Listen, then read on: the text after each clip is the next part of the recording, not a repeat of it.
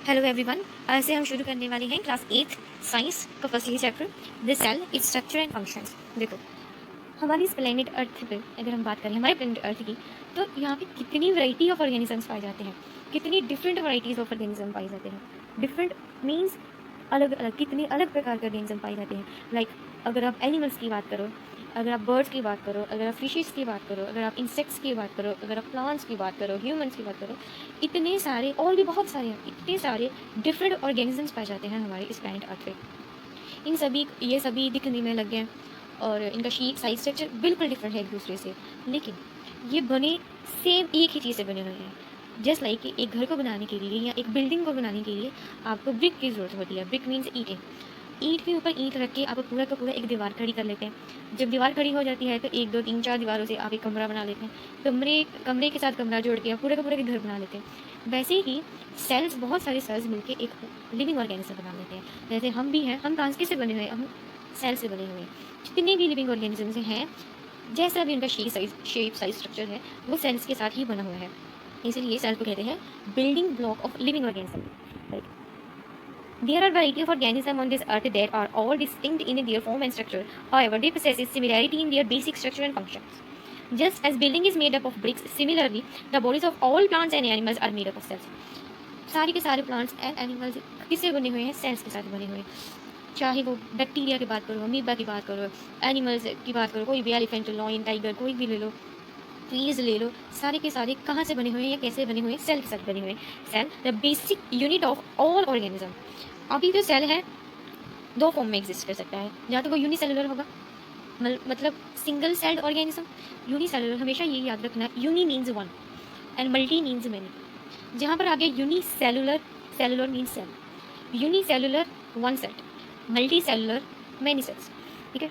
Some cells exist as unicellular forms while other are a part of a multicellular organism. अभी इनके functions same है, like nutrition, respiration, growth, development, reproduction, सारी के सारी जो ये फंक्शंस है, ये बेसिक फंक्शंस हैं, वो कौन परफॉर्म करता है? एक सेल। ठीक है। These functions are essential for survival of organisms. We therefore regard the cell as the basic structural as well as functional unit of all living organism. हमेशा ये याद रखना, ये लाइन आपको कभी नहीं भूलनी चाहिए कि जो सेल है वो structural and functional unit of all living organism. ठीक है। हर एक ऑर्गेनिज्म बना किससे है? सेल्स के साथ। सेल्स क्या क्या फंक्शन करते हैं? Nutrition, respiration, growth, development, reproduction, हर एक वो करते हैं, फंक्शन परफॉर्म करते हैं। अभी इस चैप्टर में हमने यही पढ़ना है कि सेल क्या होता है, सेल की डिस्कवरी, सेल कैसे दिखते हैं, उनका शेप, साइज, स्ट्रक्चर, कैसे वो डिफर करती हैं एक दूसरे से। ठीक है। शेप कैसी है, कोई बड़े सेल्स होते हैं, कोई छोटे सेल्स होती हैं। इस चैप्टर में हमने बस सेल के बारे में पढ़ना है कि उसकी वैरायटी कितनी है, वो दिखते कैसे हैं, उनका साइज़ में कैसे वैरायटी है, इनकी वेरी कैसे करता है, इसका स्ट्रक्चर कैसा है, वो फंक्शन कौन कौन से करता है, अलग अलग डिफरेंट ऑर्गेनिजम्स में। ठीक है। नेक्स्ट अभी देखो, डिस्कवरी ऑफ सेल। सेल की डिस्कवरी, सेल की खोज की किसने, कब हुई, किसने की? जब उसने पहली बार सेल को देखा तो उसने क्या ऑब्जर्व किया, मतलब फर्स्ट कमेंट क्या था उसका, कैसे देखा उसने, किसने देखा, किस सेंचुरी में देखा, वो सारा था। और जिस साइंटिस्ट ने पहली बार इस सेल को देखा था उसका नाम आपको याद होना चाहिए। ठीक है। ये वाला क्वेश्चन, अगर ये वाला चैप्टर है, ये क्वेश्चन ना आए, ये हो नहीं सकता। ठीक है। डिस्कवरी की बात करें कि cells are the basic structural unit of all living beings, पर ये बात बहुत देर तक पता नहीं लगी थी साइंटिस्ट को। क्यों? क्योंकि ये बहुत ही पुरानी बात है कि पहले कहाँ माइक्रोस्कोप्स कहाँ होते थे? सिंपल कंपाउंड कोई भी माइक्रोस्कोप नहीं होता। अभी तो देखो कंपाउंड माइक्रोस्कोप है, डाइसेक्टिंग माइक्रोस्कोप है, इलेक्ट्रॉन माइक्रोस्कोप है, टेमएस है, कितनी तरह के माइक्रोस्कोप आ गए हैं। माइक्रोस्कोप एक ऐसा इंस्ट्रूमेंट कह सकते हो, एक ऐसा इंस्ट्रूमेंट है जो एक बहुत छोटी चीज़ को, जो हम अपनी आंखों से नहीं देख सकते, इतनी छोटी चीज़ को वो इतना जूम इन करके दिखा सकता है that our eyes never can do it. तो तब तो पहले इतनी इन्वेंशंस तो हुई नहीं थी। पहले की बात करें तो माइक्रोस्कोप्स कहाँ थे? नहीं थे। तो पहली बार सेल तो बहुत छोटा है, उस सेल का अगर स्ट्रक्चर देखना है तो आपको माइक्रोस्कोप की जरूरत तो होगी, क्योंकि इतना छोटी चीज़ को आप अंदर से नहीं देख सकते, बाहर भी उसकी स्ट्रक्चर इतनी अच्छे से नहीं देख सकते। तो 17th सेंचुरी की बात है जब पहली बार एक सेल डिस्कवर हुआ था, मतलब सेल के बारे में पता चला था कि एक सेल है एंड ये स्ट्रक्चरल यूनिट ऑफ लाइफ है एंड उसके बेसिक स्ट्रक्चर की उन्होंने स्टडी की थी। ठीक है। अभी रॉबर्ट हुक नेम अपने दिमाग में बिठा लो, ये नाम आपको कभी नहीं भूलना चाहिए कि वो कौन सा साइंटिस्ट था जिसने पहली बार सेल को देखा। तो उनका नाम है रॉबर्ट हुक। कब देखा? 1665 में देखा। किसमें देखा? Observe thin slices of code. Code क्या होता है? जो ट्री की बार्क होती है ना, ट्री की बार्क, जब आप कोई भी ट्री देखते हो उसके ऊपर बाहर वाली जो परत होती है ना, जो बहुत रफ रफ सी होती है, डार्क ब्राउन कलर की, ख़राब सी होती है, रफ रफ, ठीक है, उसे कहते हैं बार्क, ठीक है। उन्हें थिन स्लाइसेस, उस ऑर्डर की थिन स्लाइसेस ली एंड उसने उसको अपने बनाए हुए माइक्रोस्कोप में देखा, through his self design microscope, जो उसने खुद माइक्रोस्कोप बनाया था, उसने उसमें देखा। He observe that they had honeycomb like structure consisting of little compartments। अभी जब उसने पहली बार उस सेल्स को देखा तो उसने क्या देखा? ये तो मधुमक्खियों की छत्ते के जैसे दिखता है, जस्ट लाइक ये रोबोट हुक है। एंड इनके पास जो ये स्ट्रक्चर है और सेल की, अगर आप जूमिंग करेंगे, ध्यान से देखेंगे तो ये मधुमक्खियों की छत्ते की तरह दिख रहा है। उसके बीच में जो ये ब्लैक कलर का आपको होल दिख रहा है, मतलब जैसे एक जो मधुमक्खियों का छत्ता होता है ऐसे होता है, बाहर सेल होता है, सेल लाइक स्ट्रक्चर होता है और उसके अंदर हनी होती है। जब उसने देखा तो पहला कमेंट क्या आया? उसे लगा कि ये मधुमक्खियों की छत्ते जैसा कुछ है स्ट्रक्चर। तो क्या है, क्या क्या बातें रन करने वाली है कि पहली बार जिस सेल को किसने देखा? रॉबर्ट हुक ने देखा। वो साइंटिस्ट है जिसने 1665 में देखा। किसमें देखा? क्या थिन स्लाइस ऑफ कोड में देखा। कैसे देखा? अपने बनाए हुए माइक्रोस्कोप में देखा। एंड उसने क्या ऑब्जर्व किया कि ये तो एक मधुमक्खियों की छत्ते की तरह दिखता है, like consisting of little compartments. Little compartments means छोटे छोटे से कमरे। उसने ये जो स्ट्रक्चर है ना, जो डॉट डॉट डॉट अंदर पूरा स्ट्रक्चर बना हुआ है, जैसे छत्ते का एक अगर आप सर्कल ले लोगे तो उसने लिटिल रूम कहा उसको, लिटिल कंपार्टमेंट्स नहीं कमरे। अगर लैटिन में बात करें तो सेल को कहते हैं लिटिल रूम, छोटे छोटे कमरे। अभी देखो, it was later explained that these compartments were actually dead cells bounded by a cell wall. बाद में ये पता चला कि जो ये कंपार्टमेंट्स ये कह रही हैं ये एक्चुअली डेड सेल्स हैं। डेड सेल्स मीन्स लिविंग इसमें कुछ नहीं है ना, इसमें साइटोप्लाज्म है, न्यूक्लियस भी नहीं है, ऑर्गेनल्स भी नहीं है, कुछ नहीं है, और ये डेड है, ये बिल्कुल ही कुछ नहीं कर सकता। बस इसकी जो आपको बाहर वाला स्ट्रक्चर दिख रहा है ना, जिसका कह रहे हैं हनीकॉम्ब लाइक स्ट्रक्चर, वो सेल वॉल है इसकी। Next the cell. Next topic है the cell. We know that living organism are made up of cell. अभी हमें ये पता चल गया है कि एक लिविंग ऑर्गेनिज्म किससे बना होता है? सेल से बना होता है। और ये बात हमें याद रखनी है, अगर आपको कोई भी पूछता है कि एक ऑर्गेनिज्म कहाँ किससे बना होता है, तो वो सेल्स के साथ बना होता है, ठीक है। They have the cells have the same basic structure but they are different with respect to the number, shape, size in different living organism. देखो, कहते हैं बेसिक स्ट्रक्चर तो एक सेल का सेम है। क्या होगा? उसके अंदर क्या होगा? साइटोप्लाज्म होगा, सेल ऑर्गेनलीज होंगी, ठीक है, सेल वॉल होगी कईयों में, ठीक है। इस बहुत सारी ऑर्गेनलीज होती है, माइटोकॉन्ड्रिया, राइबोसोम, गोल्गी ऑपरेटर्स, बहुत सारी ऑर्गेनलीज होती हैं, ठीक है। कहते हैं बेसिक स्ट्रक्चर तो यही है कि इसमें ये होता है, लेकिन कितने नंबर ऑफ सेल्स ये डिफर करते हैं, कितने नंबर ऑफ सेल्स हैं एक ऑर्गेनिज्म में। हर एक डिफरेंट ऑर्गेनिज्म में डिफरेंट नंबर ऑफ सेल्स होते हैं, डिफरेंट शेप्स के होते हैं, डिफरेंट साइज के होते हैं। जस्ट से फॉर एग्जांपल, अगर आप एक एलिफेंट को देखो और एक आप माउस को देखो, मतलब देखो कि एलिफेंट को बनाने के लिए सेल्स ज़्यादा लगे होंगे और एक माउस को बनाने के लिए सेल्स बहुत कम लगे होंगे, तो हो गई ना वेराइटी, वेरिएशन होगी ना। कि अभी शेप की बात करें तो अगर आपने अमीबा देखा होगा, अगर आपने कुछ उसकी डायग्राम देखी तो उसका स्ट्रक्चर होता है नहीं, ऐसे उनके सूडोपोडियम्स जो बाहर आए होते हैं, एंड जो बैक्टीरिया है वो वेल डिफाइंड होता है, उसका पूरा प्रॉपर स्ट्रक्चर होता है। Do you know the outermost layer of skin consist of dead sales. Okay, ये बात ना बड़ी अच्छी है। अगर आप देखेंगे, अपनी स्किन देखेंगे, तो स्किन के ऊपर जो सबसे ऊपर वाली परत है हमारी स्किन की, जो आप देख पा रही हैं, ये basically dead cells. The outermost layer of our skin consist of dead cells, इनके ऊपर डेड सेल्स होते हैं, ठीक है। अभी टाइम टू टाइम ये जो डेड सेल है ये शेड ऑफ हो जाते हैं, गिर जाते हैं, लेकिन इनके नीचे से न्यू सेल्स आते हैं। अभी अगर आप ध्यान से सुनोगे तो एक साल में, एवरी ईयर, हर एक साल के बाद कम से कम हमारा जो लिविंग ऑर्गेनिज्म जो ह्यूमंस हैं, वो 4 किलो अपनी स्किन को शेड ऑफ कर देता है और न्यू सेल्स आते हैं, 4 किलो स्किन उतर जाती है। Okay, next, variation in cell number, shape and size in living organism. Okay, cell number, cell का नंबर का पता चलता है, 1 2 3 4 5 6 so on, right. And amoeba and an earthworm are of different sizes. Amoeba आपको पता है, देखा होगा, जरूर देखा होगा। एंड अर्थवॉर्म, इन दोनों का साइज बिल्कुल डिफरेंट है। जो आप अर्थवॉर्म आपने देखा होगा, पतला सा होता है, लंबा सा होता है, और अमीबा की तरह कोई शेप ही नहीं है। This difference in the size of the organism is due to the number of cell present in them. जैसे मैंने एलिफेंट और माउस की आपको एग्जांपल बताई थी, वैसे ही इन्होंने अमीबा और अर्थवॉर्म की एग्जांपल लेके बताया कि कितने डिफर हैं, कि इनका जो साइज़ है कितना डिफर करता है, तो इनको बनाने के लिए जो सेल्स हैं वो भी उनका नंबर भी डिफर करेगा, is due the number of cell present in them. While amoeba is a living organism consisting of a single cell. Amoeba एक ऐसा ऑर्गेनिज्म है जो एक ही सेल है। जैसे हम बहुत सारे ग्रुप ऑफ सेल से बने हुए हैं, वैसे ही अमीबा एक ही सेल है, एक सेल बहुत छोटा। And earthworm has millions of cells. अभी मिलियंस ऑफ सेल्स क्यों कहा है? देखो, मिलियंस ऑफ सेल्स मीन्स बहुत सारे सेल्स। देखो, अगर आपने देखा होगा कि, अगर आपको पता होगा कि जो एक अर्थवॉर्म है उसके अंदर भी सिस्टम्स चलते हैं, ठीक है। उनके अंदर भी सिस्टम होते हैं, लाइक एलिमेंट्री कैनाल होती है उनके अंदर खाने वाला। अगर बड़ी क्लास में आप शायद पढ़ेंगे, आई थिंक 10th +1 +2 में होगा तो उनके बारे में। तो वो उसके अंदर ऑर्गन सिस्टम होते हैं। अब ऑर्गन सिस्टम कब बनते हैं, देखो एक हायरार्की है। सेल, ग्रुप ऑफ सेल्स से बनता है टिश्यू। बहुत मिलियंस ऑफ सेल्स से बनता है टिश्यू। और बहुत सारे सेल्स, बहुत ज़्यादा जब सेल्स एग्रीगेट हो जाते हैं तो वो बनाते हैं टिश्यू। और जब बहुत सारी टिश्यू इकट्ठे होते हैं तो वो ऑर्गन बनाते हैं। जब बहुत सारी ऑर्गन इकट्ठी होती हैं तो वो ऑर्गन सिस्टम बनाते हैं। एंड फाइनली जब ऑर्गन सिस्टम बहुत सारे इकट्ठे होते हैं तो वो ऑर्गेनिज्म बनाते हैं। वैसे ही एक जो अर्थवॉर्म है वो ऑर्गेनिज्म है, उसके अंदर ऑर्गन सिस्टम है। तो अगर एक अमीबा सिर्फ एक सेल से बना हुआ है, दूसरा मिलियंस ऑफ सेल से बना हुआ है, साइज़ में तो डिफरेंस होगा ही, साइज़ के साथ साथ नंबर में भी डिफरेंस आ गया, तो सेल नंबर यहाँ पे कंप्लीट हो गया। Hence, on the basis of their number of cells, a living organism can be classified into two categories, unicellular and multicellular। ये आपको बताया है। uni always हमेशा अपने दिमाग में बिठाते हो। uni means one, cellular means cell, multi means many, cellular means cells।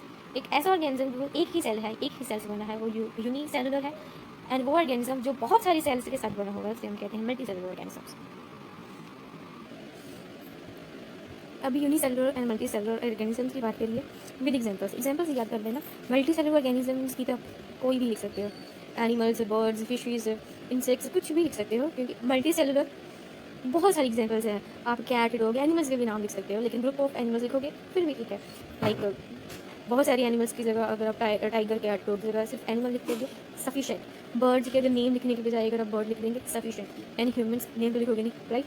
तो यूनिसेलुलर की एग्जांपल मोस्ट इंपॉर्टेंट है, क्योंकि ये याद कम रहते हैं, क्योंकि हमने एनिमल्स के नाम, बर्ड्स के नेम बहुत सारे पढ़े हुए होते हैं, लेकिन यूनिसेलुलर आपने पहली बार नाम सुना होगा। तो यूनिसेलुलर एक सेल से बना हुआ ऑर्गेनिज्म जिसके पास सिर्फ एक ही सेल है। यूग्लिना है एग्जाम्पल इसकी, अमीबा है, पैरामीशियम है, याद रखो। मल्टी सेलुलर की आप कुछ भी लिख सकते हो। Cell shape, the shapes of cell differ not only in different organism but also in different organs of the same organism। देखो ये जरूरी नहीं है कि शेप्स अलग अलग डिफरेंट ऑर्गेनिज्म में डिफरेंट तरह के सेल्स पाए जाएं, लेकिन एक सेम ऑर्गेनिज्म लाइक हम है ह्यूमन्स, सेम ऑर्गेनिजम्स के अंदर भी डिफरेंट ऑर्गन्स में डिफरेंट तरह के सेल्स पाए जाते हैं। समझ आ रही है, नहीं आ रही?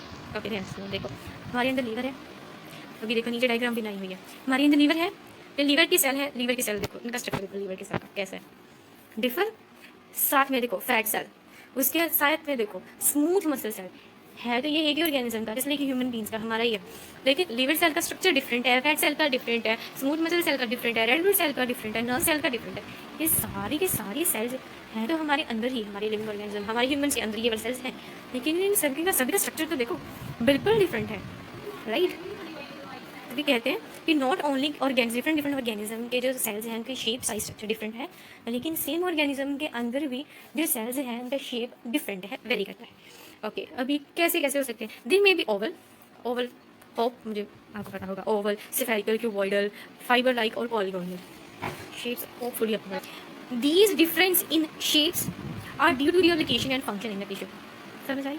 ये डिफर क्यों हुई, ये सेल्स डिफर क्यों हुई, क्योंकि ये अलग अलग लोकेशन पे है, राइट, अलग अलग जगह पे हमारी ही ह्यूमंस के, मैं एग्जांपल ले रही हूँ ह्यूमंस की, हमारी, ये आपको समझ आ रहा है। हमारे अंदर ये अलग अलग जगह, लीवर वाली सेल्स लीवर में ही होंगे, कहीं और तो होंगे नहीं, राइट। वैसे ही उनकी लोकेशन और उनके फंक्शन की वजह से इनका शेप जो है वो डिफरेंट होता है। For instance a nerve cell has to transmit a nerve impulse to organ located in different part of the body. अभी ये जो ब्लू कलर का जो सेल दिखाया है इसे कहते हैं नर्व सेल। ये क्या करता है कि हमारे अंदर बॉडी में सिग्नल्स पहुँचाता है एक जगह से दूसरी जगह। अभी देखो ये बहुत सारी सेल्स होती है, जो नर्व सेल्स होते हैं ना, बहुत सारे नर्व सेल्स होते हैं।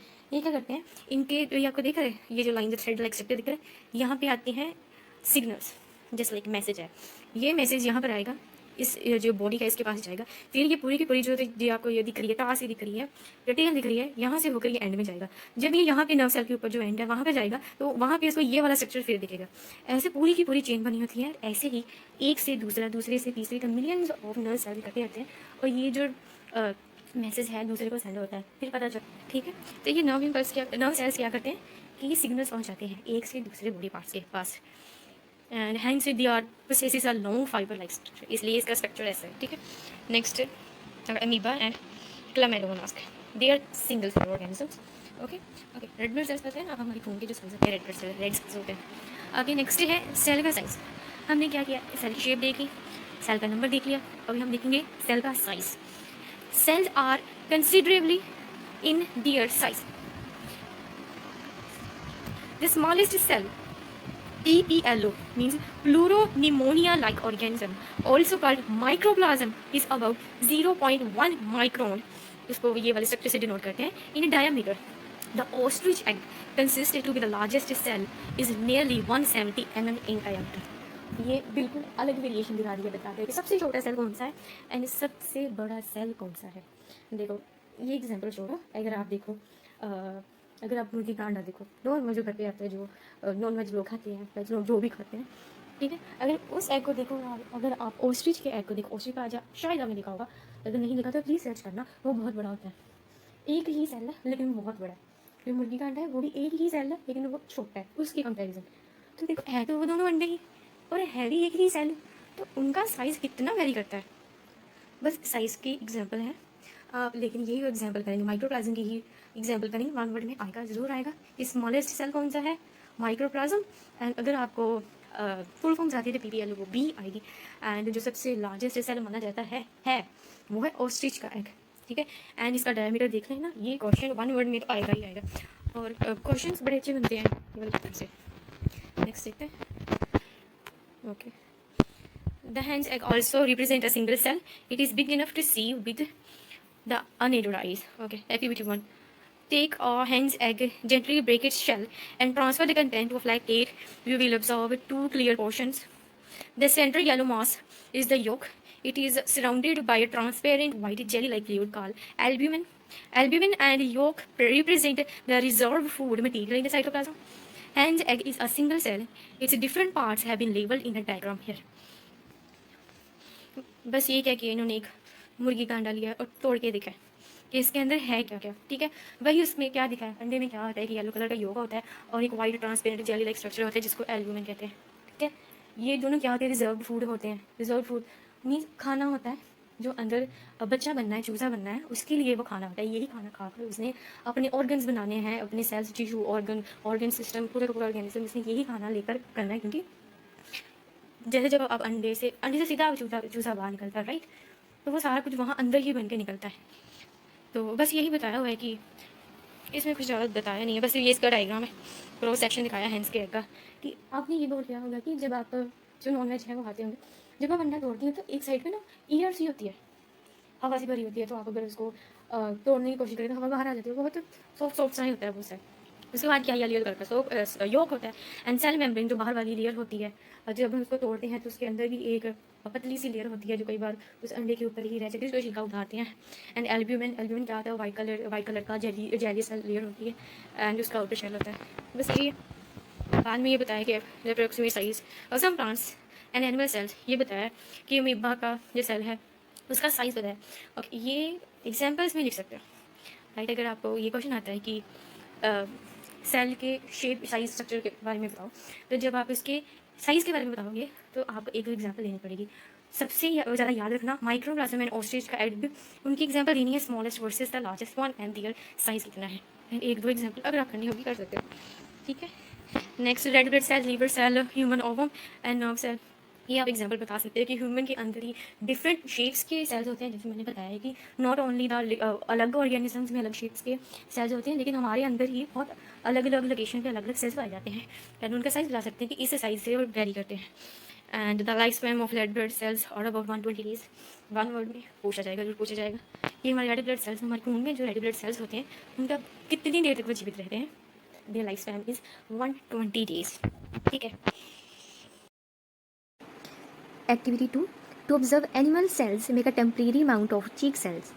Take a clean toothpick, scratch it gently on the inner side of your cheek. Some frothy material appear on the toothpick. Rub it in the center of a clean glass slide. Put a drop of methylene blue. Let it steam for a minute. Put a cover slip and observe it under a microscope. You will observe polygonal isolated or cells in cluster. Observe darkly stained nucleus in each of cells. In each cells. देखो methylene blue ये क्या है? एक stand है, ये याद रखना, ठीक है. क्या किया इन्होंने, क्या कहा? इन्होंने क्या है, आपने एक टूथपिक ले लेनी है. टूथपिक लेके आपने इसको अपने मुंह में डालना है. मुंह में डाल के आपने लेफ्ट साइड या राइट साइड चीक के ऊपर स्क्रैच करना है। जब आप स्क्रैच करेंगे तो कुछ मटेरियल उसके साथ टूथपिक के साथ बाहर आ जाएगा, थोड़ी सी स्किन सेल्स जो है यहाँ पे आ जाएंगे टूथपिक के ऊपर। आपने फिर क्या करना है, आपने एक लेनी है ग्लास स्लाइड, ये ली आपने ग्लास स्लाइड, रेक्टेंगुलर शेप की होती है, ट्रांसपेरेंट कलर की होती है ग्लास स्लाइड, आपने ली। और ये वाला जो मटेरियल है ये आपने यहाँ पे इसको रब कर दिया अच्छे से, ये वाले सेल्स जो चीक्स के सेल्स थे वो आपने यहाँ पे रब कर दिए। जब आपने इसको यहाँ पे रब किया तो इसके बाद आपने क्या करना है, इसके बाद आपने एक स्टेन लेनी है मिथाइलिन ब्लू, अब ब्लू कलर की ही होगी, मिथाइलिन ब्लू कलर की स्टेन होगी। आपने इसके ऊपर तो स्टेन कर देना है, एक ड्रॉप डाल देना है, एक दो ड्रॉप डाल देना है, फिर 1 मिनट के लिए इसको रहने देना है। उसके बाद आपने इसके ऊपर आपने लगानी है कवर स्लिप, स्क्वायर शेप की होती है कवर स्लिप, वही ट्रांसपेरेंट कलर की। आपने कवर स्लिप लगा ली और आपने माइक्रोस्कोप के अंदर इसको ऑब्जर्व करना है। जब आप माइक्रोस्कोप के अंदर देखोगे तो आप देखोगे, आपको दिखेंगे सेल्स। हो सकता है कि बहुत सारे सेल्स इकट्ठे हों, क्लस्टर में हों, या अलग अलग आपको दिखेंगे, ऐसे आपको दिखेंगे सेल्स। क्योंकि आपने ब्लू कलर का स्टेन किया है तो ये सारा का सारा ब्लू कलर का ही होगा। ये है सेल, ये क्या है, cell wall, sorry cell membrane, ठीक है। ये बाहर वाली क्या है, सेल मेम्ब्रेन, ये भी क्या है, सेल मेम्ब्रेन। इसके अंदर होगा न्यूक्लियस, डार्क स्टेन्ड, ये होगा nucleus, cell membrane, nucleus. And इसके अंदर क्या होगा, ये जो हाइलाइटर से किया ये क्या है, ये सारा का सारा है साइटोप्लाज्म, ठीक है। आपको ऐसा कुछ सेल दिखेगा, उसकी सेल मेम्ब्रेन दिखेगी, अंदर न्यूक्लियस दिखेगा और बाहर जितना भी कंटेंट है वो आपको साइटोप्लाज्म दिखेगा, ठीक है। ये है एनिमल सेल की बात, ये है एनिमल्स के बारे में, जैसे हम एनिमल्स में आते हैं तो ये एनिमल्स की बात की हुई है। इसीलिए यहाँ पे सेल वॉल नहीं है, यहाँ पे सेल मेम्ब्रेन है, ठीक है। ये डिफरेंस होता है एनिमल्स एंड प्लांट्स में, कि प्लांट्स में होती है सेल वॉल एंड एनिमल्स में होती है सेल मेम्ब्रेन। बस कुछ नहीं किया, आपने क्या, एक टूथपिक लिया, मुंह में डाला है, चीक में से थोड़ा सा मटेरियल लिया स्क्रैच करके, फिर आपने उसको ग्लास स्लाइड के ऊपर अच्छे से रब किया। रब करने के बाद आपने मिथाइलिन ब्लू एक स्टेन डाली है जो उसके सेल्स को कलर देगी, कि आप माइक्रोस्कोप में अच्छी तरीके से आप देख सकते हो। फिर उसके बाद आपने इसके ऊपर कवर स्लिप लगा देनी है कि जो सेल्स हैं हवा की वजह से या किसी की भी वजह से वो आगे पीछे ना हो। फिर बाद में आप जब माइक्रोस्कोप में देखेंगे तो आपको ये सेल दिखेगा, ऐसे सेल्स दिखेंगे जहाँ पर आपको न्यूक्लियस दिखेगा, आपको सेल मेम्ब्रेन जो बाहर वाली आउटर कवरिंग होगी सेल मेम्ब्रेन वो दिखेगी, और साइटोप्लाज्म दिखेगा। साइटोप्लाज्म वो कंटेंट होता है जो बताता है कि ये सेल लिविंग है। सारे के सारे ऑर्गेनिज्म सेल्स के साथ बने हुए हैं। हमने ये एक्सपेरिमेंट से सेल्स ही देखे हैं, एनिमल सेल देखा है। इसके बाद हम इसको देखेंगे प्लांट सेल को।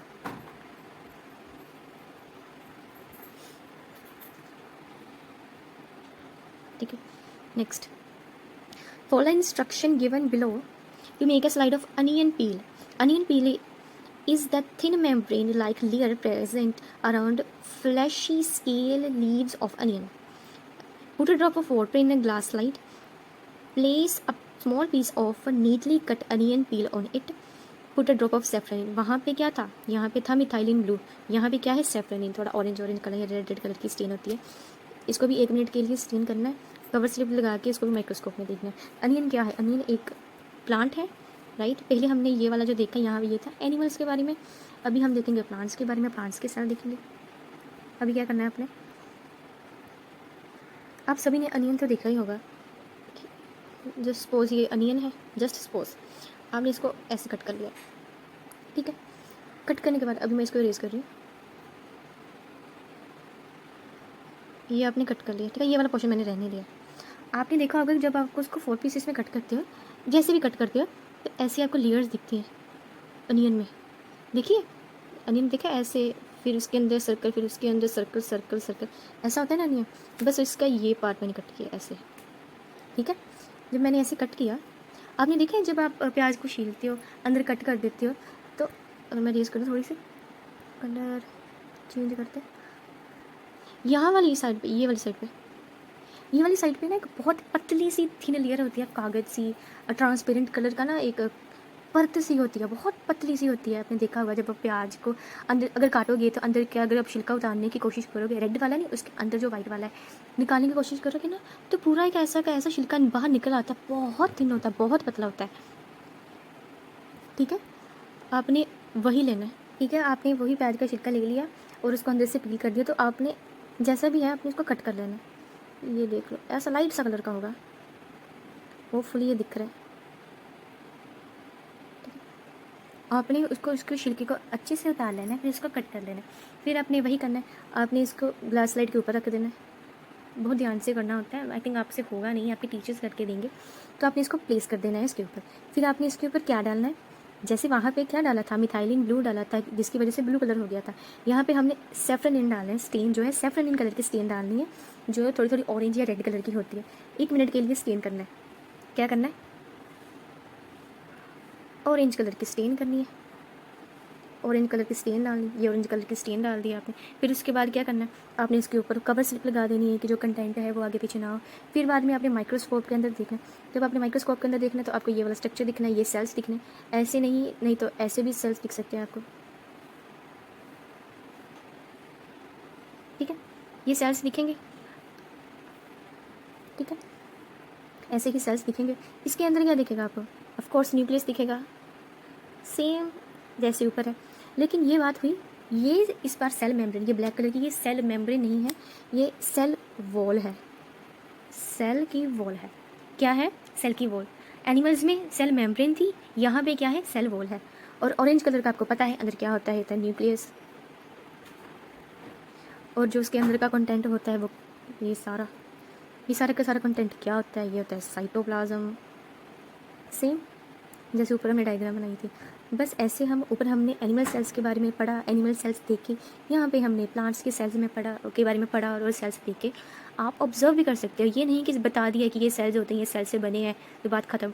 आपको एक्सपेरिमेंटली भी बता रहे हैं कि ये ऐसे सेल्स होते हैं। रियलिटी में ये जो एनिमल्स हैं, ये लिविंग ऑर्गेनिज्म सारे के सारे सेल्स के साथ बने हैं विद प्रूफ। एनिमल्स, आपने चीक में से जो सेल्स निकाले वहाँ पे आपने एनिमल सेल्स देखे। अनियन के एग्जाम्पल में आपने प्लांट्स के सेल्स देखे। जी ये थर्ड वाली एक्टिविटी है, इसमें बस आपने ब्लड सेल्स देखने हैं। परमानेंट स्लाइड दिखाएंगे आपको, तो आपने वहाँ पे रेड ब्लड सेल्स देखने हैं, वाइट ब्लड सेल्स देखने हैं। आप देखेंगे जो रेड ब्लड सेल्स हैं उनके वो डिस्क शेप के होते हैं, एंड जो वाइट ब्लड सेल्स है वो अमीबा शेप होते हैं। अमीबा शेप मीन उसकी कोई शेप नहीं होती। बस इसमें यही दिखाया, आपको परफॉर्म करने में ये कुछ नहीं मिलेगा। बस ये आपको पता होगा कि रेड कलर के दिखने वाले disc shape red blood cells होंगी, एंड जिनकी कोई शेप नहीं होगी और ट्रांसपेरेंट कलर के होंगे वो amoeba like white blood cells होंगे।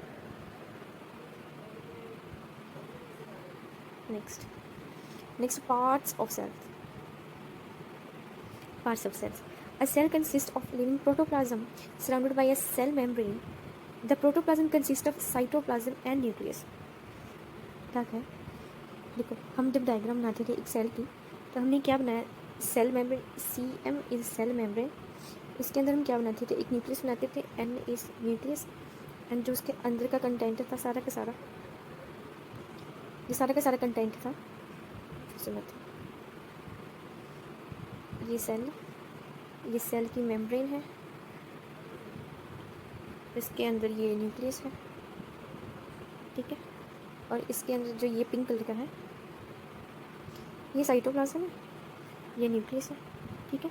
अब इन्होंने कहा है साइटोप्लाज्म, मैंने कहा था लिविंग है, ठीक है। न्यूक्लियस एंड साइटोप्लाज्म ये बताते हैं कि ये सेल है, लिविंग है, जीवित है, ठीक है।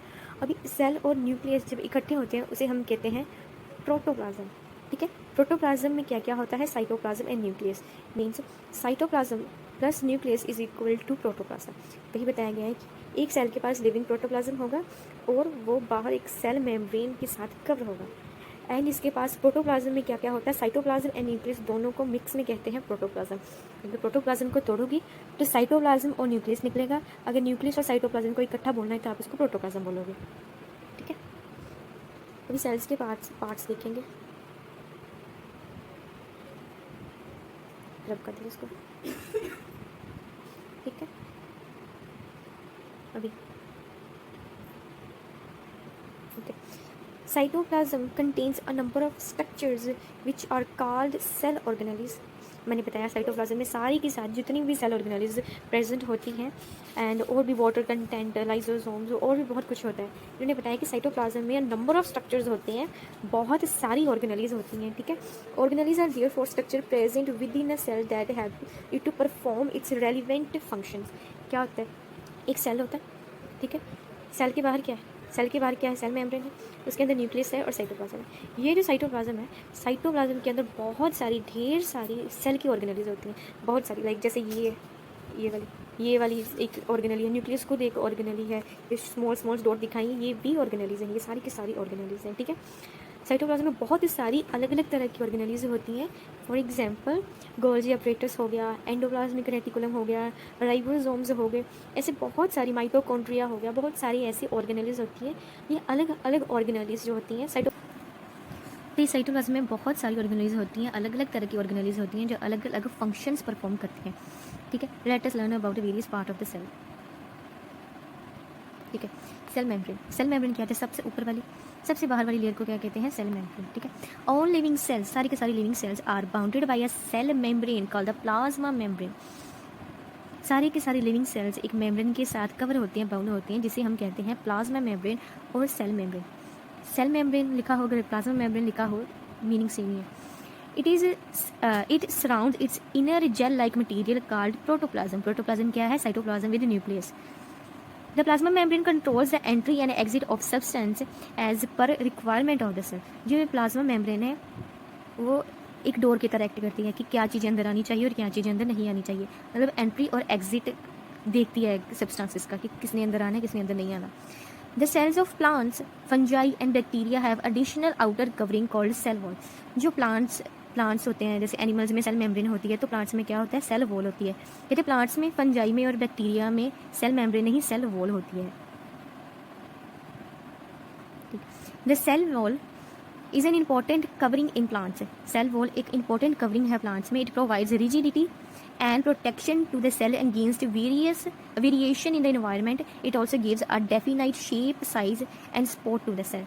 कहते जो सेल मेम्ब्रेन है, सेल वॉल है, एक प्लांट में जो सेल वॉल है वो एक आउटर कवरिंग है, रिजिडिटी प्रोवाइड करती है, उसका स्ट्रक्चर ख़राब नहीं होने देती, जो उसके अंदर का सामान है उससे प्रोटेक्ट करके रखती है, उसको प्रोटेक्शन देती है, जितना भी बाहर गर्मी सर्दी इससे बचा के रखती है, उसकी शेप बनाई रखती है, उसका साइज़ नहीं बिगड़ने देती और सेल को सपोर्ट करती है, ठीक है। अगर एक लाइन में बताएं, ऊपर हमने पढ़ा प्रोटोप्लाज्म के बारे में। प्रोटोप्लाज्म में क्या होता है? Nucleus and cytoplasm.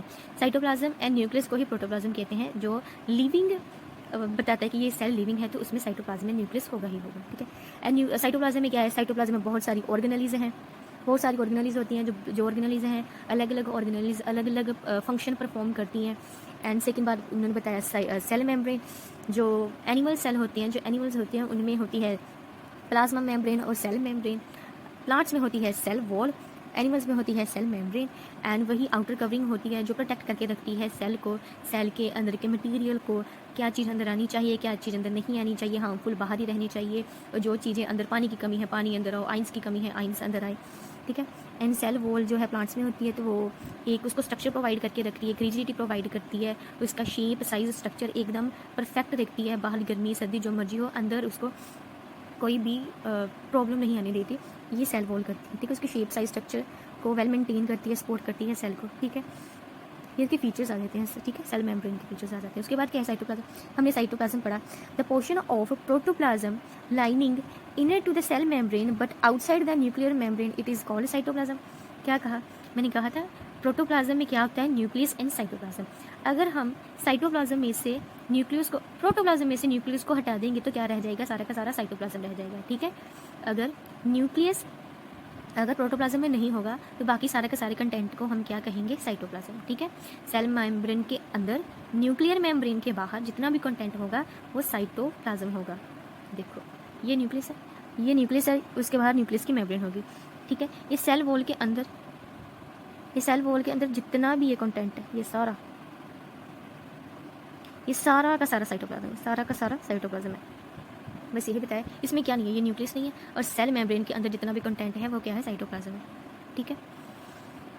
Cytoplasm means hollow, plasma is equal to liquid, ठीक है। Plasma is equal to liquid means liquid. It act as a ground substance for all cell activities. It is made up of carbohydrates, protein, fats, minerals and vitamins along with a large portion of water. All these components work together to provide a unique living nature to the protoplasm. Cytoplasm एक बहुत important part है एक cell का। जो पहली बात, इसके अंदर सेल ऑर्गेनेलीज होती हैं, इसके अंदर वाटर होता है, इसके अंदर बहुत सारा पानी होता है। ये किससे बना होता है? ये carbohydrate, protein, fats, mineral and vitamin से बना होता है। इनके अंदर ये सब कुछ होता है, इनके अंदर पानी होता है, इसके अंदर ऑर्गेनेलीज होती हैं, हर एक ऑर्गेनेली अलग अपना फंक्शन परफॉर्म करती हैं। तो साइटोप्लाज्म एक बहुत इंपॉर्टेंट फीचर है एक सेल का, ठीक है। साइटोप्लाज्म इज वेरी इंपॉर्टेंट, ठीक है। Next nucleus, brain. It is the most important part of the cell, seriously most important part of a cell. क्या कहते हैं उसको कहते हैं न्यूक्लियस को। It is generally lie in the centre, ज़्यादातर ये सेंटर में ही होता है, न्यूक्लियस सेल के सेंटर में ही होता है, लेकिन कईयों में होता है कि साइड पे होता है, पेरीफेरी में होता है, मीन्स सेल वॉल के पास होगा या सेल मेम्ब्रेन के पास होगा, लेकिन ज़्यादातर कहते हैं कि ये सेंटर एकदम सेल के एकदम बीच में ही होता है ये न्यूक्लियस, ठीक है।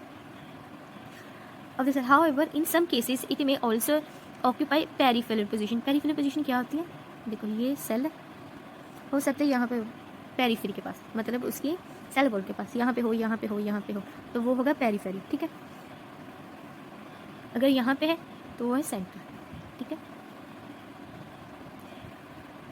It controls all the activity of cell. Cell के अंदर जितनी भी एक्टिविटीज़ हो रही हैं, जो भी करती हैं, हमने पढ़ा था क्या क्या फंक्शंस करता है एक सेल। रिप्रोडक्शन करता है, डेवलपमेंट, ग्रोथ करता है, न्यूट्रिशन, रेस्पिरेशन, सारा कुछ करता है, बहुत कुछ करता है। तो इसकी सारी की सारी जो एक्टिविटीज़ है वो कौन कंट्रोल करता है? न्यूक्लियस कंट्रोल करता है। This is a brain of the cell. The nucleus is a dense structure bounded by a nuclear membrane. Cell की जो मेम्ब्रेन थी उसे कहते थे सेल मेम्ब्रेन, अभी वही न्यूक्लियस की मेम्ब्रेन है उसे हम कहते हैं न्यूक्लियर मेम्ब्रेन। देखो वही कह रहे हैं कि इसके अंदर ये न्यूक्लियस के अंदर जो न्यूक्लियोप्लाज्म होता है, इसके अंदर एक नेटवर्क, थ्रेड लाइक नेटवर्क होता है जिसे हम क्रोमेटिन कहते हैं। लाइक ये डायग्राम में ये देख रहे हो, ये पूरा का पूरा ये स्ट्रक्चर ये क्या है? ये है क्रोमेटिन, ठीक है। कहते हैं कि जब सेल डिवाइड करना होता है तो ये क्रोमेटिन कंडेंस हो जाते हैं, इकट्ठे हो जाते हैं and thicker thread like structure बना लेते हैं, जिसको हम क्रोमोसोम कहते हैं। ये क्रोमोसोम्स एक जनरेशन से दूसरे जनरेशन में ट्रैवल करता है, ठीक है। एक जनरेशन से दूसरे जनरेशन में ट्रैवल करता है। लाइक हमें हमारे पेरेंट्स से क्रोमोसोम आए हमारे अंदर, हमारे से बाद हमारे आगे, ठीक है। अब यहाँ पे न्यूक्लियस की डायग्राम देख सकते हैं कि इसमें डीएनए होता है, न्यूक्लियोलस होता है, न्यूक्लियस के अंदर भी एक स्ट्रक्चर होता है जिसको हम न्यूक्लियोलस कहते हैं। न्यूक्लियर पोर्स होते हैं, यहाँ पे जो भी चीज़ें अंदर आनी है वो अंदर आएंगी, जिसने बाहर जाना है वो बाहर जाएगा, लेकिन न्यूक्लियस की इजाज़त से ही, ठीक है। न्यूक्लियर एनवलप होता है। ये सिंपल सी डायग्राम है एक न्यूक्लियस की, ठीक है। नेक्स्ट है सेल की ऑर्गेनेलीज। यहाँ पे मैंने कुछ ऑर्गेनेलीज की डायग्राम्स ली हुई हैं, ठीक है। द मेन सेल ऑर्गेनेलीज, पहली अब लास्ट है, देखो These are large cell organelles characteristic of plant cells. Plastid जो ऑर्गेनली है वो प्लांट्स में ही होगी, एनिमल्स में नहीं होगी, ठीक है। जो प्लास्टिड एक वैसी ऑर्गेनली है जो प्लांट सेल में पाई जाएगी, एनिमल सेल में नहीं पाई जाएगी, ठीक है। They may contain pigmented that provide colour to the cell, ठीक है। लाइक दिस, ये देखो क्लोरोप्लास्ट, ये वाली ग्रीन कलर की होती है क्लोरोप्लास्ट, ठीक है। वैसे ये कह रहे हैं ये वाली सारी की सारी तीनों की तीनों ये प्लास्टिड्स हैं जो एनिमल सेल में पाई जाती हैं एंड ये कलर प्रोवाइड करती हैं। कोई कलर प्रोवाइड, कोई ग्रीन कलर प्रोवाइड करती है, कोई ब्राउन करती है, कोई रेड कलर प्रोवाइड करती है, ठीक है। ऐसे अलग अलग कलर प्रोवाइड करती हैं। जैसे कहते हैं कि ग्रीन कलर प्लास्टिड जो कौन सी होती है? क्लोरोप्लास्ट, ये वाली, ये डायग्राम है क्लोरोप्लास्ट की, ठीक है। तो green colour plastid are called chloroplast. They manufacture food for green plants by the process of photosynthesis. हम कहते हैं ना कि प्लांट्स क्या करते हैं? फोटोसिंथेसिस का प्रोसेस करके खाना बनाते हैं, ऑक्सीजन बनाते हैं। जो खाना है जो ये फोटोसिंथेसिस का प्रोसेस होता है किसमें होता है? ये क्लोरोप्लास्ट, ये जो प्लास्टिड है इसी में होता है। तो ये सबसे इम्पॉर्टेंट एक ऑर्गेनली है जो प्लांट्स में जो खाना बनाने के लिए रिस्पॉन्सिबल है, ठीक है। The plastid associated with the different coloured parts of the plant like fruit, vegetable and flowers called. जो plastids fruits, vegetable and flowers को कलर देते हैं वो प्लास्टिड का नाम होता है क्रोमोप्लास्ट। क्रोमो मीन्स कलर, ठीक है। They are responsible for imparting colour other than जीन to different parts of the plant, ठीक है। Plants also contain some colourless plastids called leucoplast. जरूरी नहीं है प्लास्टिड हर सारी प्लास्टिड कलर ही देती हैं, लाइक क्लोरोप्लास्ट ग्रीन कलर देती हैं एंड क्रोमोप्लास्ट अलग अलग तरह की अलग अलग फ्रूट्स को अलग अलग कलर देती है। एक ल्यूकोप्लास्ट एक ऐसी प्लास्टिड है जो कलरलेस है, उसका कोई कलर नहीं होता। They provide space to store starch, protein, oils etcetera. ये ऐसी प्लास्टिड है जो खाना स्टोर करके रखती है, जो स्टार्च स्टोर करके रखती है, लाइक प्रोटीन वगैरह स्टोर करके रखती हैं, ठीक है। ये प्लास्टिड, ठीक है। ये वाली क्लोरोप्लास्ट है, क्या करती है? कौन सा प्रोसेस करती है? फोटोसिंथेसिस का। ये क्रोमोप्लास्ट है, ये कौन सा करती है? ये करती है फ्रूट को, फ्लावर को, वेजिटेबल्स को कलर प्रोवाइड करती है। और ये ल्यूकोप्लास्ट है, इसका अपना कोई कलर नहीं होता, लेकिन ये सारा का सारा खाना स्टोर करके रखती है, स्टार्च वगैरह सब कुछ स्टोर करके रखती है, ठीक है। नेक्स्ट क्या है, mitochondria. They are rod-shaped or spherical structure. They are present in large number in cell in different physiological activities. They are responsible for cellular respiration and for generation of energy for different activities of life. Hence, they are also called powerhouse of the cell. ये line underline कर लो, one word में ये question आएगा ही आएगा कि powerhouse of the cell क्या है, कौन है, माइटोकॉन्ड्रिया है। माइटोकॉन्ड्रिया ये रहा माइटोकॉन्ड्रिया, रोड शेप्ड है, ठीक है। रोड शेप्ड ऑर्गेनली है कि बहुत सारी पाई जाती है एक सेल के अंदर। क्या करती है, ये एनर्जी प्रोवाइड करती है, ये एनर्जी जनरेट करती है, एनर्जी बनाती है, जो एनर्जी को हम यूज़ करके फिर हम अपनी एक्टिविटीज़ करते हैं। बहुत इंपॉर्टेंट है powerhouse of the cell, energy देने वाला एक सेल को ये ही ऑर्गेनली है, ठीक है, वेरी इंपॉर्टेंट। रोड शेप्ड है एंड अलग अलग जो अपनी मेन ये ATP बनाती है, ठीक है। नेक्स्ट है एंडोप्लाज्मिक रेटिकुलम। नेक्स्ट जो ऑर्गेनली आ गई वो है एंडोप्लाज्मिक रेटिकुलम। ये दो तरह के होते हैं, रफ एंडोप्लाज्मिक रेटिकुलम होता है एंड स्मूथ एंडोप्लाज्मिक रेटिकुलम होता है। It is a network of membranes, it provide channel for transport of material in the cell. एक मेम्ब्रेन का ये नेटवर्क होता है, पूरा का पूरा नेटवर्क होता है। ये क्या करता है, चीज़ों को ट्रांसपोर्ट करता है एक जगह से दूसरी जगह, ठीक है। उन्होंने वही कहा कि ये दो टाइप्स के होते हैं, rough endoplasmic reticulum and smooth endoplasmic reticulum. Rough वाला क्या होगा, उसकी अपीयरेंस थोड़ी रफ होगी। रफ क्यों होगा, क्योंकि उसके ऊपर राइबोसोम्स होगी, डॉट डॉट ऐसे ऐसे सर्कुलर शेप में राइबोसोम्स प्रेजेंट होंगे, जिसकी वजह से उसका जो आउटर सर्फेस है वो एकदम स्मूथ नहीं होगा, उसमें राइबोसोम्स होंगे वो थोड़ा सा रफ होगा। स्मूथ एंडोप्लाज्मिक रेटिकुलम में स्मूथ क्यों होगा, क्योंकि उसमें राइबोसोम्स नहीं होंगे, वो एकदम स्मूथ होगा। This type of ER does not have ribosomes attached to it, it therefore has a smooth appearance. It helps in synthesis of fats. जो रफ एंडोप्लाज्मिक रेटिकुलम है उसने प्रोटीन्स बनानी है, ठीक है, और जो स्मूथ वाला है उसने क्या सिंथेसिस करना है, फैट को बनाना है, ठीक है। बड़ा इजी है। दो तरह के ER होते हैं, एंडोप्लाज्मिक रेटिकुलम होते हैं, एक रफ होता है और एक स्मूथ है। रफ क्यों होते हैं, क्योंकि उसके ऊपर राइबोसोम्स होते हैं, और स्मूथ क्यों होते हैं, क्योंकि उसके ऊपर राइबोसोम्स नहीं होते। ये रहा, ये एंडोप्लाज्मिक रेटिकुलम है। ये देखो जो ये वाला है ना, ये वाला, ये रफ वाला है। रफ वाला क्यों है, इसके ऊपर ये देखो राइबोसोम्स है, ठीक है, ये डॉट डॉट डॉट डॉट ये राइबोसोम्स है, सारे का सारा पूरा आपको स्मूथ सरफेस नहीं दिख रही, लेकिन ये साइड वाला इसके साथ ही अटैच्ड है। ये वाला ये स्मूथ एंडोप्लाज्मिक रेटिकुलम। आपको यहाँ पे कोई राइबोसोम दिख रहा है, नहीं दिख रहा, तो यहाँ पे कोई भी राइबोसोम नहीं है, इसलिए ये क्या है, स्मूथ वाला है, ठीक है। रफ वाला क्या बनाता है, रफ वाला प्रोटीन बनाता है और स्मूथ वाला फैट को सिंथेसिस करता है, फैट बनाता है, ठीक है। ये किसके साथ अटैच होते हैं, ये न्यूक्लियस के साथ अटैच होते हैं, न्यूक्लियस के साथ एंडोप्लाज्मिक रेटिकुलम अटैच होते हैं, ठीक है। देखो ऑर्गेनली का नेम, उसका फंक्शन, उनके टाइप्स और वो क्या करते हैं ये पता होना चाहिए। लाइक प्लास्टिड है, प्लास्टिड प्लांट्स में होता है, प्लांट्स का करेक्टरिस्टिक फीचर है, टाइप्स बता देनी है। क्रोमोप्लास्ट होता है, क्लोरोप्लास्ट होता है, ल्यूकोप्लास्ट होता है, इनका कलर बता देना वो क्या करते हैं, खत्म। माइटोकॉन्ड्रिया, उसकी शेप बता देनी है, वो कैसा दिखता है, स्फेरिकल है, वो रोड शेप्ड है, और क्या करता है, वो एनर्जी बनाता है, उसको पावर ऑफ द सेल कहते हैं। ये तो लाइन लिखनी ही लिखनी है, ठीक है। एंडोप्लाज्मिक रेटिकुलम क्या है, ये एक मेम्ब्रेन का नेटवर्क है, ये क्या करता है, ट्रांसपोर्ट करता है मटेरियल एक जगह से दूसरी जगह। कितने टाइप्स के होते हैं, दो टाइप्स के होते हैं, एक रफ एंडोप्लाज्मिक रेटिकुलम होता है, एक स्मूथ एंडोप्लाज्मिक रेटिकुलम होता है, ठीक है। रफ वाला क्या करता है, प्रोटीन बनाता है, स्मूथ वाला क्या है, फैट्स बनाता है, ठीक है। ये सारा का सारा याद होना चाहिए। आगे गोल्जी ऑपरेटर्स है, there sac like structure one above the. तो ये गोल्जी बॉडीज़ क्या करती हैं, तो जाना बहुत छोटा सा साइज़ ही बाहर जा सकता है, और बहुत छोटा सा साइज़ ही मटेरियल का अंदर आ सकता है। तो इतने बड़ा बड़ा जो सेल ने प्रोडक्ट बनाया है, तो इसने क्या करना है, उसको प्रोसेस करना है, उसको पैक करना है, इतना छोटा पैक कर देना, उसको एकदम कंडेंस कर देना, इतनी छोटी उसकी पैकेजिंग कर देनी है कि आराम से वो बाहर जा सकता है, आराम से वो अपनी साइड पर जाके अपना वर्क कर सकता है, ठीक है। गोल्जी ऑपरेटर्स के एक साइड से इसका जो भी है मटेरियल अंदर आएगा और दूसरी साइड से पैक होकर छोटे से अमाउंट में बाहर जाएगा, ठीक है। आगे वैक्यूल, ठीक है।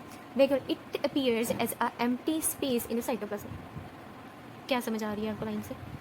वैक्यूल क्या होता है, एक खाली स्पेस, एक खाली बबल होता है, ठीक है। एक सेल के साइटोप्लाज्म के अंदर खाली जो स्पेस होती है उसे वैक्यूल कहते हैं। It is generally large in plant cells, ज़्यादातर ये प्लांट सेल में बड़ा होता है। It store excess of water and waste product. इसके अंदर क्या होता है, जो ज़्यादा पानी बन गया है, जो ज़्यादा पानी अंदर आ गया है, जो जितना भी वेस्ट प्रोडक्ट सेल का है, सारा का सारा इस वैक्यूल में होगा, ठीक है। ये स्टोर करके रखता है। इन अमीबा की बात करें, food material are held in its vacuole for digestion. Amoeba का एक बड़ा अच्छा करैक्टर है कि इसने जब खाना अंदर लेना है तब भी वैक्यूल बना के लेना है, डाइजेशन होनी है वैक्यूल के अंदर होनी है। जब डाइजेस्ट हो गया जो वेस्ट मटीरियल है वो उसने वैक्यूल में रखना है, बाद में उसने आगे चला जाना, वैक्यूल उसका पीछे रह जाना है। ऐसे ये लाइक अमीबा है, ठीक है। इसने जब भी खाना अंदर लेना है, ये वैक्यूल, इसने वैक्यूल बनाना है, इसके अंदर खाना है, ये खाना फिर इसने खा लेना है। जब इसने पूरा खाना खा लिया, डाइजेस्ट करके इसने इसको बाहर फेंक देना है। फेंकना नहीं, इसने आगे चला जाना, वैक्यूल यहीं पे रह जाना है, ठीक है। ये वैक्यूल का ज़्यादा जो इसका फंक्शन है वो अमीबा में होता है, ठीक है। नेक्स्ट है ribosomes. They are tiny granules, colour change, okay. They are tiny granules present in the cytoplasm and on the rough endoplasmic reticulum and they help in protein synthesis. Ribosomes मैंने बताया था कि रफ एंडोप्लाज्मिक रेटिकुलम की surface के ऊपर ribosomes होते हैं जिसकी वजह से वो रफ होता है, ठीक है। राइबोसोम सिर्फ वही नहीं होता, पूरे साइटोप्लाज्म के अंदर किसी किसी जगह पे, काफ़ी जगह पे राइबोसोम्स होते हैं। राइबोसोम एक बहुत इंपॉर्टेंट ऑर्गेनली है, one of the most important organelle जो प्रोटीन की सिंथेसिस करती है। राइबोसोम क्या है? एक ऑर्गेनली है। कहाँ कहाँ पाई जाती है? साइटोप्लाज्म में पाई जाती है एंड रफ एंडोप्लाज्मिक रेटिकुलम में पाई जाती है। क्या है इसका फंक्शन? प्रोटीन सिंथेसिस का, ठीक है। Next, cilia and flagella. Some cells have these small extension on their cell membrane, ठीक है। कई सेल्स के पास ऐसी एक्सटेंशन होती हैं सेल मेम्ब्रेन के ऊपर। They help in locomotion and collection of food. Unicellular organisms like Paramecium have numerous cilia while Euglena has a single flagellum. क्या कह रहा है? देखो, जैसे हम एक जगह से दूसरी जगह जाते, कैसे जाते? पैरों से जाते, चल के जाते। तो सेल के पास चलने के लिए तो कुछ है नहीं, लेकिन कई सेल्स ऐसे, जैसे इन्होंने बताया है कि पैरामीशियम है, यूग्लिना है, ऐसे सेल जिसने अपने लोकोमोशन करना है, एक जगह से दूसरी जगह जाना है, तो वो कैसे जाएंगे? ये फ्लैजिला के साथ ही जाएंगे, ये वाले फ्लैजिला के साथ ही जाएंगे। इसको ये ऐसे ऐसे ये वाली मूवमेंट करेंगे।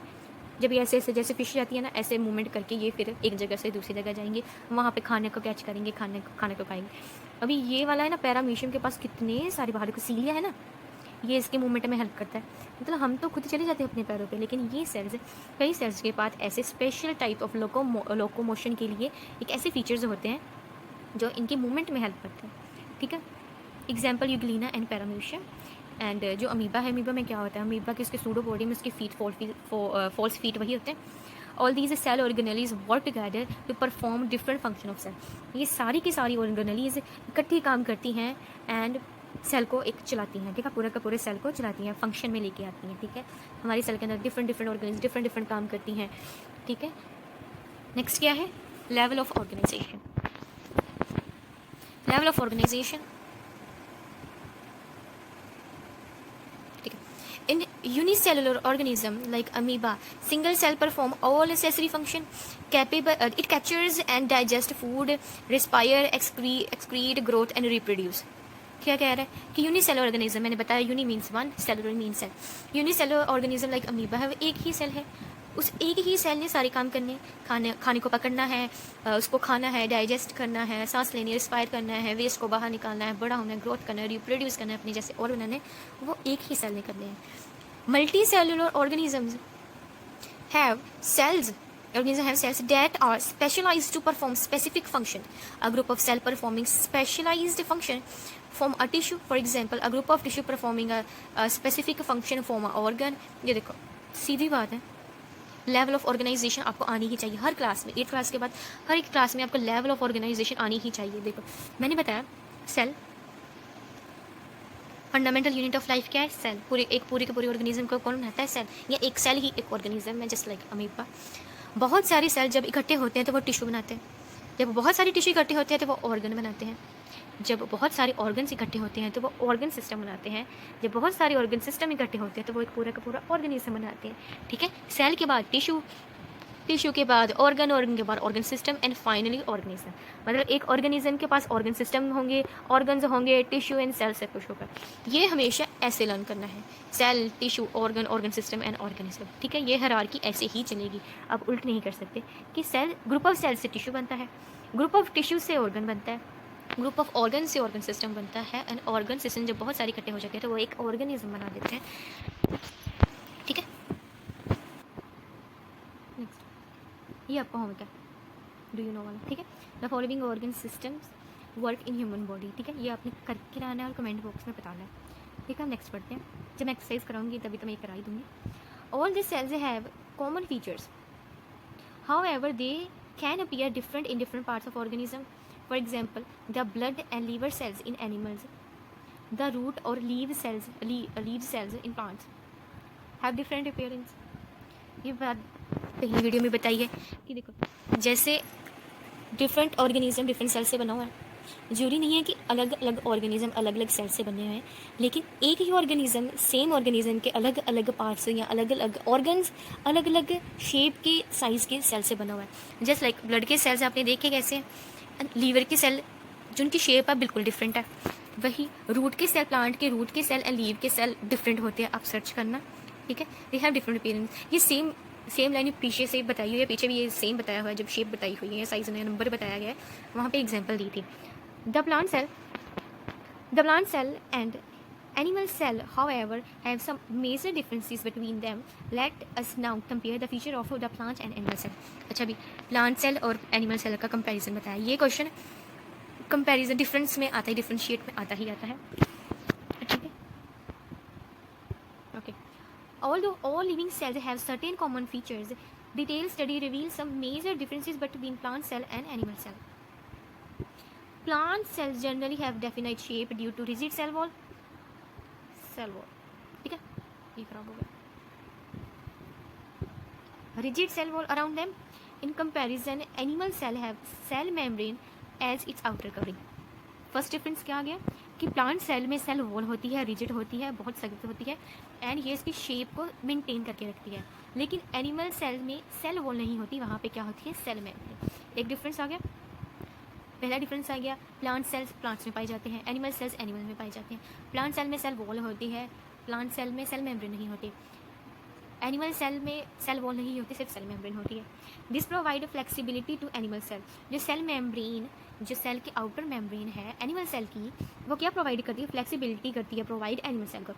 दे hence they can show large variation in their shape, जिसकी फ्लेक्सिबल है, रिजिड नहीं है, एक फिक्स्ड शेप नहीं है, जिसकी वजह से ये वेरिएशन शो करती है। More over plant cells have plastid, हमने पढ़ा था कि प्लांट से बाद प्लास्टिड होते हैं, लाइक क्रोमोप्लास्ट था, हमने क्लोरोप्लास्ट पढ़ा है, हमने ल्यूकोप्लास्ट पढ़ा है, बट ये एनिमल सेल में नहीं होता।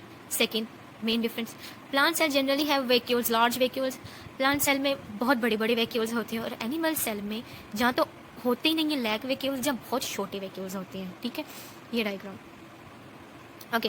प्लांट सेल में आपको सेल वॉल दिख रही है, ये बाहर वाली, यहाँ पे सेल वॉल है नहीं, यहाँ पे क्या है, ये वाली बाहर वाली क्या है, सेल मेम्ब्रेन है, ठीक है, ये cell wall and cell membrane. अभी देखो नेक्स्ट वैक्यूल, देखो वैक्यूल, ठीक है, प्लांट सेल में वैक्यूल देखो और एनिमल सेल में वैक्यूल्स देखो, ये छोटू छोटू से वैक्यूल, ये छोटू छोटू से वैक्यूल, ये सारा का सारा वैक्यूल, कितना बड़ा वैक्यूल है, ठीक है। Second difference. Now third difference, क्या है थर्ड डिफरेंस, यहाँ पे प्लास्टिक दिखाई नहीं है, दिखाई है, ये देखो क्लोरोप्लास्ट, क्लोरोप्लास्ट प्लांट सेल में है, लेकिन क्या एनिमल सेल में है, नहीं है। तो ये है main feature plant cell versus animal cell. आपने डायग्राम बनानी है, डायग्राम आपको लर्न करनी पड़ेगी, डायग्राम आपको बनानी पड़ेगी, और आपने जो डिफरेंस बनाना है वो लिखना है। जैसे पहला डिफरेंस लिखा है एनिमल सेल और प्लांट सेल, एनिमल सेल का लिखना है सेल मेम्ब्रेन, उधर लिखना है सेल वॉल, ऐसे डिफरेंस बनाने हैं, पूरी लाइन लिखनी है, क्योंकि अब आपकी बड़ी क्लास हो गई। तो ये इतना ही था, ये सेल ऑर्गेनेल्स बताई हुई हैं, वही माइटोकॉन्ड्रिया है, माइटोकॉन्ड्रिया प्लांट सेल में भी है, एनिमल सेल में भी है, सेल मेम्ब्रेन है दोनों में, न्यूक्लियस है, ईआर है, गोल्जी अपरेटस है, क्रोमोप्लास्ट सिर्फ इसमें है, सेल वॉल सिर्फ इसमें है, वैक्यूल दोनों में है, लेकिन इसमें बड़ा है, इसमें छोटा है, ठीक है। सेल मेम्ब्रेन दोनों होती हैं, लेकिन आउटर कवरिंग जो सबसे ऊपर वाली कवरिंग होती है वो सेल वॉल नहीं, सेल मेम्ब्रेन नहीं होती प्लांट सेल में। प्लांट सेल में सबसे बाहर वाली जो आउटर कवरिंग है वो सेल वॉल होती है, वो सेल मेम्ब्रेन नहीं होती। लेकिन एनिमल सेल में जो सबसे ऊपर वाली लेयर होती है, सबसे आउटर कवरिंग होती है, वही सेल मेम्ब्रेन होती है। सेल मेम्ब्रेन होती दोनों में है, सॉरी मैंने पीछे गलत बोल दिया, सेल मेम्ब्रेन होती दोनों में है, लेकिन फर्स्ट सबसे बाहर वाली जो आउटर कवरिंग है प्लांट सेल में सेल वॉल होती है एंड एनिमल सेल में सेल मेम्ब्रेन होती है। जो सेकेंड कवरिंग है वो होती है इसकी सेल मेम्ब्रेन, ठीक है। ये इसके पॉइंट्स बताए हैं कि प्लांट सेल की जो शेप है फिक्स होती है, लेकिन एनिमल सेल की फिक्स नहीं होती क्योंकि वो फ्लेक्सिबल होती है, राइट, हमने पढ़ा। सेल वॉल इसमें प्रेजेंट होती है, इसमें एब्सेंट होती है, प्लास्टिड इसमें प्रेजेंट होते हैं, इसमें एब्सेंट होते हैं, बिकॉज बहुत बड़े बड़े होते हैं, इसमें छोटे छोटे से होते हैं जहाँ होते नहीं हैं, ठीक है। Note, cell organelles other than ones shown in diagram on the previous page are also present in cells, however they will be discussed in higher classes. कुछ नहीं कहा। सारी की सारी ऑर्गेनाइज आप बाहर बाद में डिटेल में आगे आप हायर क्लासेस में पढ़ेंगे, ठीक है। सारी की सारी यहाँ पे नहीं पढ़ाई गई। बाद में की वर्ड्स हैं कि सेल क्या है। सेल है basic structure and functional unit of life, ये हमने पढ़ा है। सेल मेम्ब्रेन क्या है, थिन मेम्ब्रेन है जो सबसे बाहर वाली लेयर होती है प्रोटोप्लाज्म की। प्रोटोप्लाज्म मतलब साइटोप्लाज्म के बाहर वाली जो लेयर होती है, या सेल की मेम्ब्रेन जो होती है बाहर वाली, उसे हम क्या कहते हैं, सेल मेम्ब्रेन। फिर सेल ऑर्गेनेलीज हैं। सेल ऑर्गेनेलीज कहाँ होती हैं, प्रोटोप्लाज्म के अंदर होती हैं, बहुत सारी होती हैं, अलग अलग होती हैं। इनका एक स्पेसिफिक फंक्शन होता है, अलग अलग ऑर्गेनेलीज अलग अलग फंक्शन परफॉर्म करती हैं। जैसे माइटोकॉन्ड्रिया एनर्जी बनाती थी, एंड एंडोप्लाज्मिक रेटिकुलम है जो एक प्रोटीन बनाता था, एक फैट बनाता था, ठीक है। ऐसे अलग अलग था। जैसे वैक्यूल खाने का डाइजेस्ट करते थे, खाना उसमें अंदर आता था, जहाँ वेस्ट बाहर जाता था। प्लास्टिड क्या करते थे, वो कलर प्रोवाइड करते थे, फोटोसिंथेसिस का प्रोसेस करने में हेल्प करते थे, ठीक है। बाद में क्रोमोसोम्स है। क्रोमोसोम्स हमने पढ़ा है कहाँ होते हैं, न्यूक्लियस के अंदर होते हैं। क्या करते हैं, एक जनरेशन से दूसरी जनरेशन में जाते हैं। साइटोप्लाज्म क्या होता है, सेल के अंदर का सारा कंटेंट विदाउट न्यूक्लियस, उसको क्या कहते हैं हम, साइटोप्लाज्म कहते हैं। सीलिया या फ्लैजिला वो ऐसी एक्सटेंशन होती है सेल मेम्ब्रेन के बाहर, ऐसा कोई स्ट्रक्चर होता है जो लोकोमोशन या मूवमेंट में हेल्प करता है किसी भी ऑर्गेनिज्म में, लाइक सिंगल सेल ऑर्गेनिज्म, या जैसे एग्जांपल था पैरामीशियम था, यूगेलिना था, ठीक है। आगे एंडोप्लाज्मिक रेटिकुलम हमने पढ़ा है, ये एक सेल ऑर्गेनेली है। ये क्या करती है, ये प्रोटीन की सिंथेसिस करती है। दो तरह की होती है, रफ होती है एंड स्मूथ होती है। रफ होती है इसीलिए क्योंकि उसके ऊपर राइबोसोम्स होते हैं, एंड स्मूथ के ऊपर राइबोसोम्स नहीं होते, इसीलिए वो स्मूथ होती है। जीन्स है, unit of inheritance which get transfer. Genes है जो एक से दूसरी जगह ट्रांसफ़र होती है। गोल्जी कॉम्प्लेक्स या गोल्जी अपरेटस या गोल्जी बॉडीज़ एक ही बात है। ये क्या है, साइक्लिक स्ट्रक्चर है। ये क्या करता है, प्रोसेस करता है, पैकेजिंग करता है, बड़ी बड़ी चीज़ों को छोटी सी चीज़ में पैक करके फिर इसको एक जगह से दूसरी जगह भेजते हैं। एंड माइटोकॉन्ड्रिया क्या है, powerhouse of the cell, क्या बनाता है, एनर्जी की प्रोडक्शन करता है, एनर्जी बनाता है, एंड सेलुलर रेस्पिरेशन करता है, वेरी इंपॉर्टेंट। न्यूक्लियस क्या है, ब्रेन है सेल का, एंड इसकी बाहर वाली मेम्ब्रेन को कहते हैं न्यूक्लियर मेम्ब्रेन, इसके अंदर न्यूक्लियोप्लाज्म होता है। ये सारा का सारा था, ये कीवर्ड्स आ गए, ठीक है।